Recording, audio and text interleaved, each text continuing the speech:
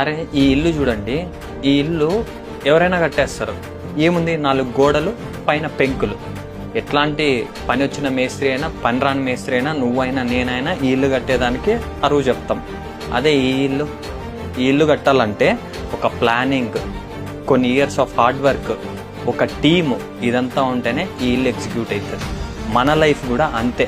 ఇట్లా బతకాలనుకో నార్మల్గా బతికేస్తావు. నీకు రోజులు ఎట్లా గడిచిపోతున్నాయో కూడా తెలియదు. నువ్వు కష్టపడినా కష్టపడకపోయినా రోజులు అయిపోతాయి, లాస్ట్కి నీ లైఫ్ కూడా అయిపోతుంది, చచ్చిపోతావు. అదే ఇట్లా బతకాలనుకో నువ్వు, నీ లైఫ్కి ఒక ప్లానింగ్ ఉండాలి.